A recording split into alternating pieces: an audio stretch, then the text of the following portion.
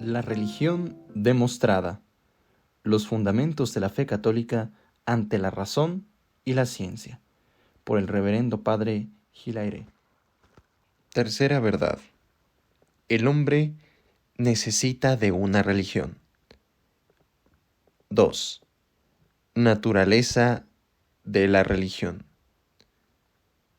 Culto interno, externo y público. Pregunta 70.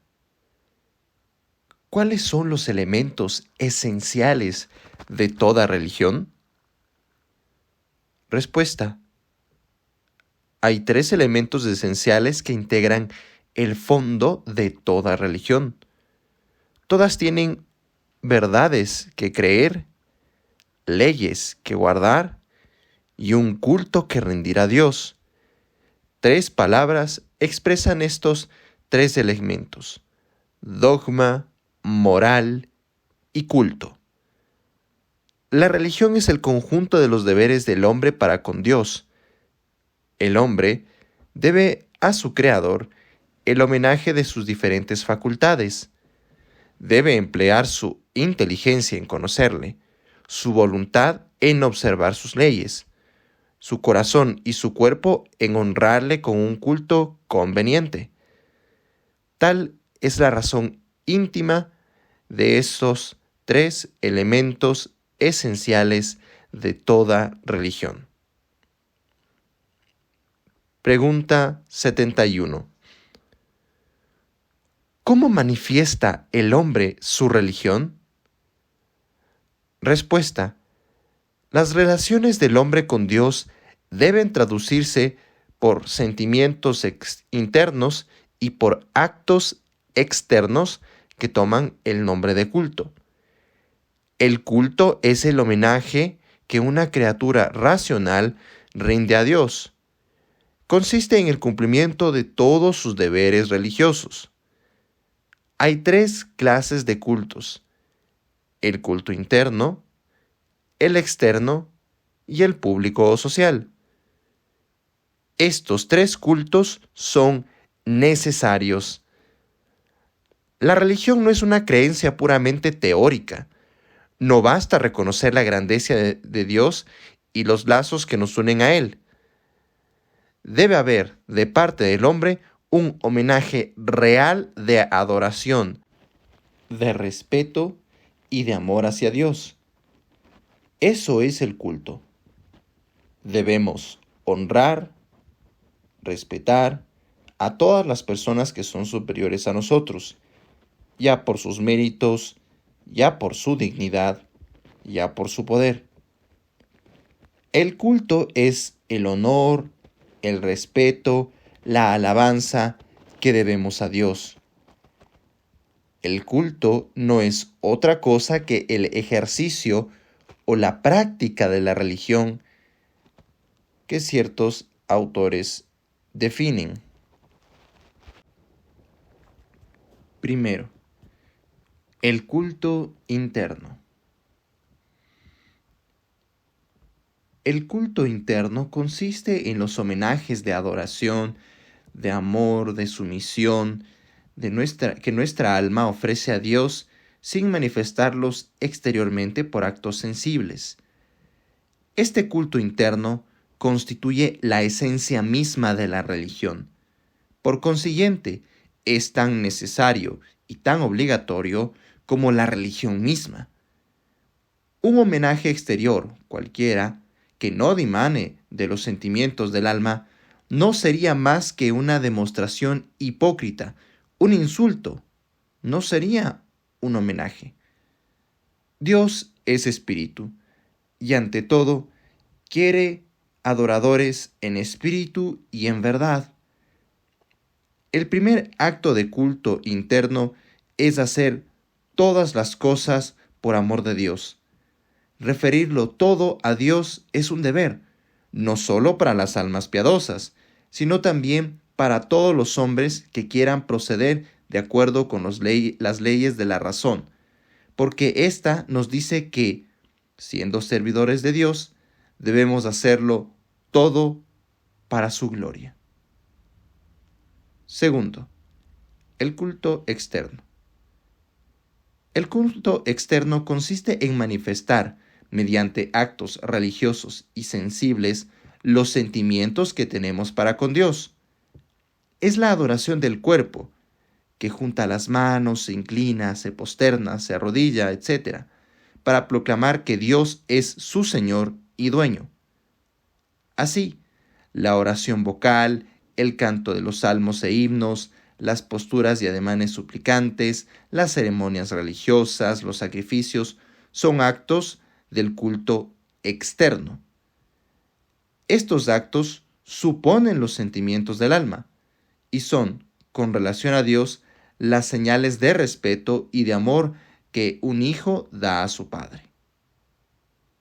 Tercero, el culto público.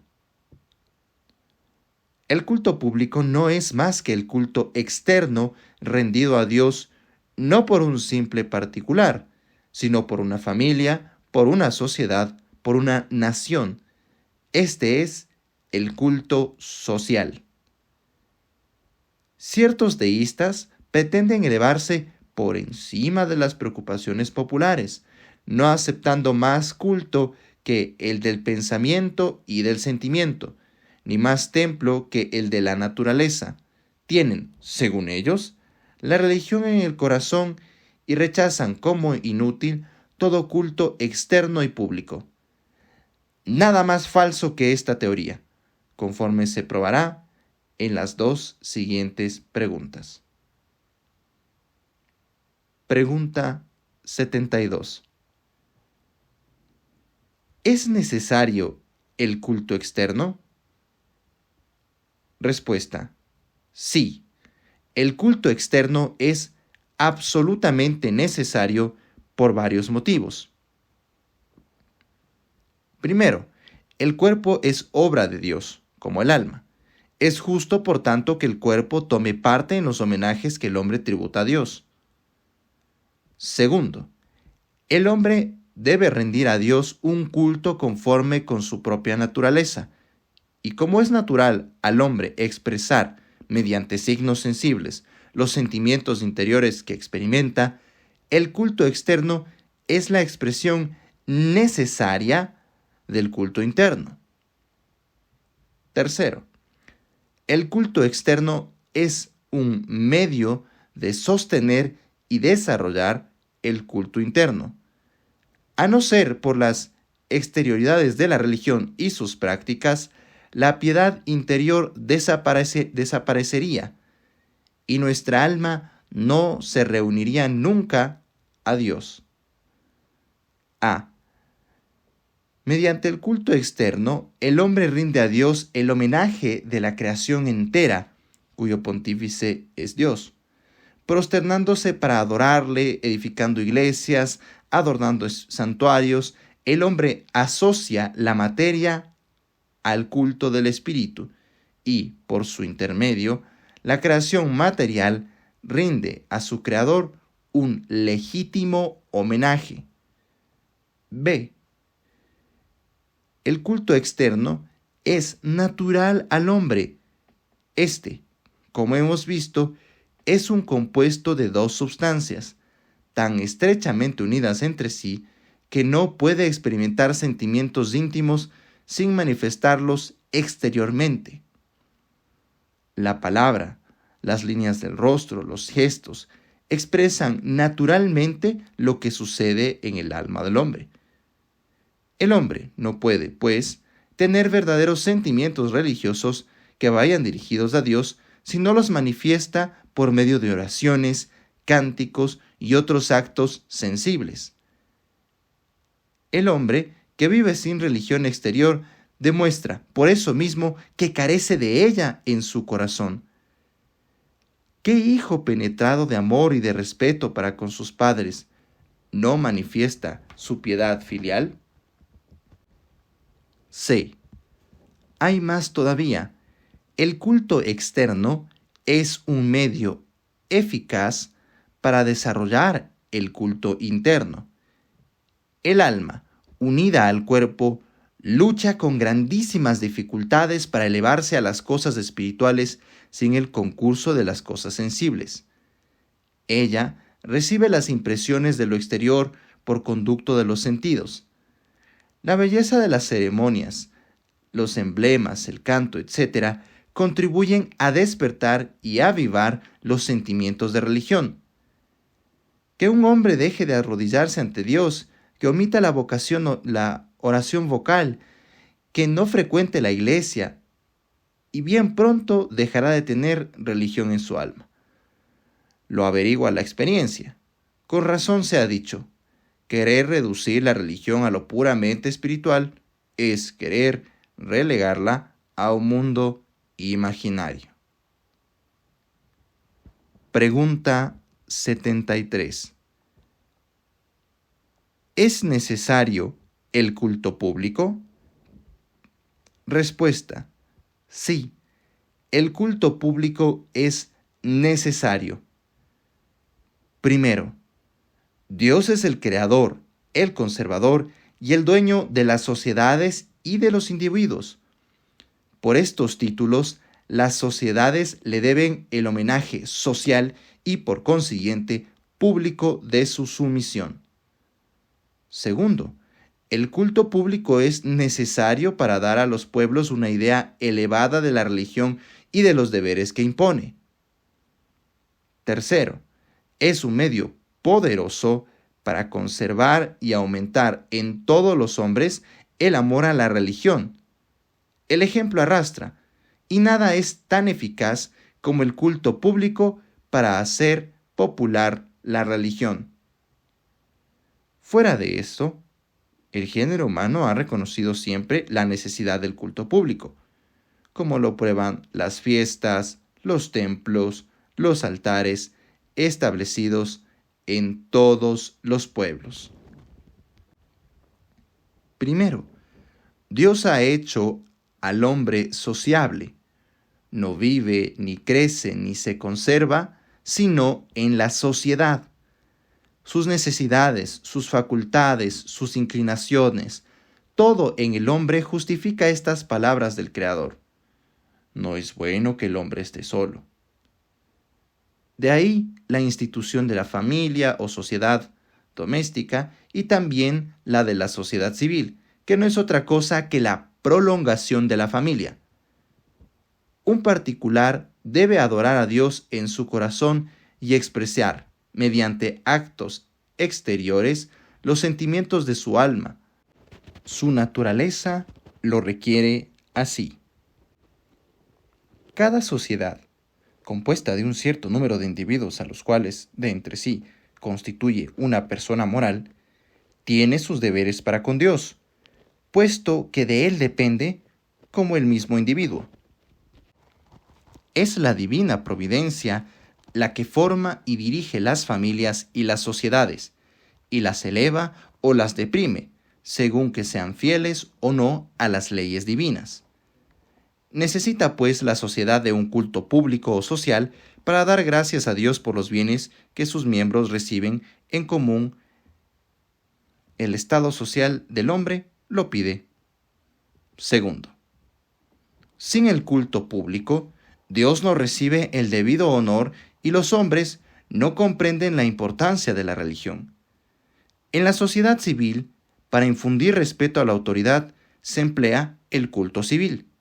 Cuando el jefe del Estado pasa por una ciudad, se elevan arcos del triunfo, las banderas flotan al aire, las bandas ejecutan marchas, los jefes militares, vestidos de brillantes uniformes, van a saludar al gobernante y las muchedumbres le aclaman.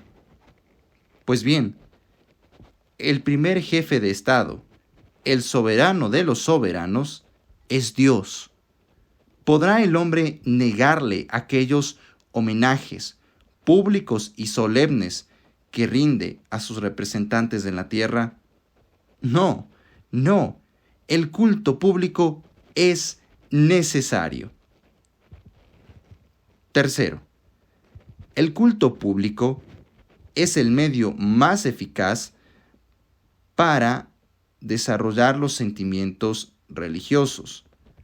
Suprimid en el hogar doméstico la oración en común, las buenas lecturas, el canto de plegarias, gozos de himnos, las imágenes sagradas, etc., y muy pronto los miembros de la familia dejarán de pensar en Dios.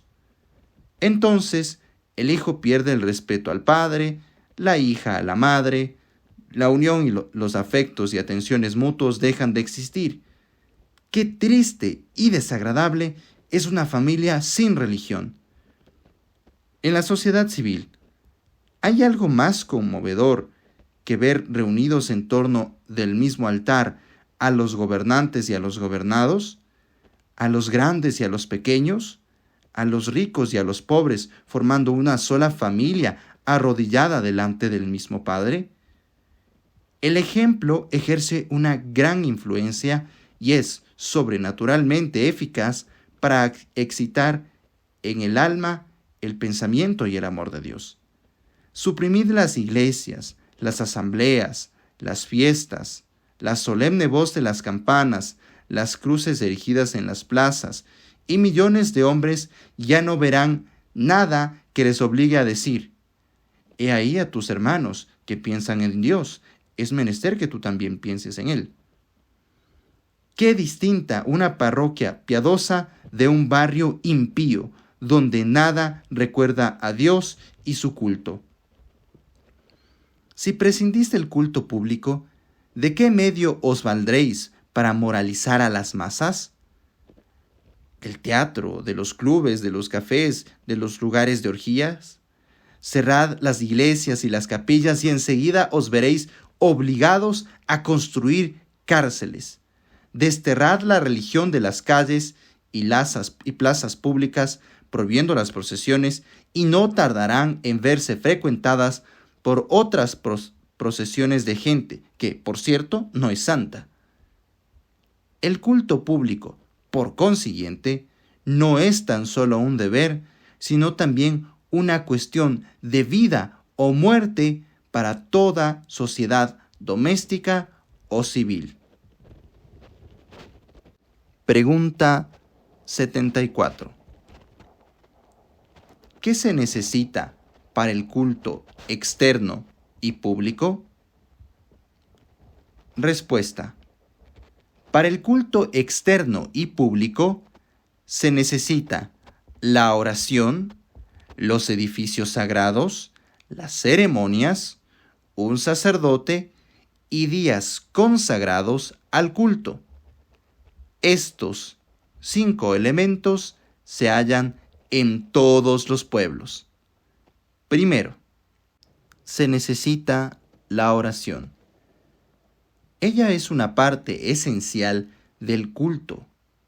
Con la oración se adora a Dios, se le alaba, se le dan gracias, se le ama, se le implora. De esta suerte, la oración constituye el ejercicio de las más excelentes virtudes, de la fe, la esperanza, la caridad, la humildad, la confianza. La oración honra todas las perfecciones divinas el poder, la sabiduría, la bondad de Dios. La oración es la primera necesidad de nuestra flaqueza, el primer grito de dolor y de la desgracia. Es un instinto que Dios ha puesto en nosotros. El mundo ha rezado siempre y, a pesar de los sofismas de la impiedad, el mundo no dejará nunca de rezar. Nunca el hombre es tan grande como cuando se anonada ante el Creador para rendirle homenaje e implorar su socorro. Yo creo, escribía Donoso Cortés, que los que rezan hacen más por el mundo que los que combaten, y que si el mundo va de mal en peor, es porque hay más batallas que oraciones. Si nosotros pudiéramos penetrar en los secretos de Dios y de la historia, quedaríamos asombrados ante los prodigiosos efectos de la oración, aún en las cosas humanas. Para que la sociedad esté tranquila se necesita un cierto equilibrio que solo Dios conoce, entre las oraciones y las acciones, entre la vida contemplativa y la vida activa. Si hubiera una sola hora de un solo día que en la tierra no enviara alguna plegar al cielo, ese día y esa hora serían el último día y la última hora del universo. Fin de cita. Segundo, se necesitan iglesias. Los edificios sagrados no son necesarios para Dios, porque todo el universo es un templo, pero lo son para el hombre, y los hallamos en todos los pueblos. En el templo estamos más recogidos, nos sentimos más cerca de Dios, rezamos en común, somos instruidos y excitados a la piedad por las ceremonias. Se necesitan casas especiales para los diversos servicios públicos, los ministerios, palacios de justicia, casas consistoriales, escuelas, etc. Y no se necesitarán iglesias donde el pueblo pueda reunirse para tributar a Dios un culto conveniente. Los edificios sagrados son tan necesarios para el culto que los impíos empiezan por destruirlos, tan luego como tienen en sus manos el poder para perseguir a la religión. Si adornáis vuestros palacios, vuestras casas, vuestros monumentos públicos, con mucha más razón debéis adornar las iglesias, porque nada es demasiado hermoso para Dios. Tercero, se necesitan las ceremonias. Ellas dan a los hombres una elevada idea de la majestad divina, estimulan y despiertan la piedad, debilitada o dormida, y simbolizan nuestros deberes para con Dios y para con nuestros semejantes. Cuarto, se necesita un sacerdocio. Se necesita un sacerdocio, es decir, presbíteros, elegidos entre los hombres para velar por el ejercicio del culto. Sucede con el culto lo que con las leyes. Para asegurar el cumplimiento y aplicación de las mismas se requieren jueces y magistrados. Así también se requieren sacerdotes para vigilar por la conservación del culto y de las leyes morales. El sacerdote instruye, dirige, amonesta y preside los acontecimientos más importantes de la vida. Él es quien, en nombre de todos, ofrece el sacrificio, acto más importante del culto. En todas las religiones se hallan sacerdotes, señal clara de que todos los pueblos los han reconocido como necesarios. Si hay alguna religión que debiera prescindir de los sacerdotes, sería seguramente la protestante, puesto que no hace falta el sacerdote cuando no hay altar y cuando cada cristiano está facultado para interpretar la Biblia a su manera. Sin embargo, los protestantes tienen sus ministros, que, aún desprovistos de todo mandato y autoridad, comentan el Evangelio. Los masones tienen sus logias, que vienen a ser su templo. Allí, con la aparatosa majestad de un pontífice, el venerable, revestido de ornamentos simbólicos, preside ritos y juramentos que serían ridículos si no fueran satánicos.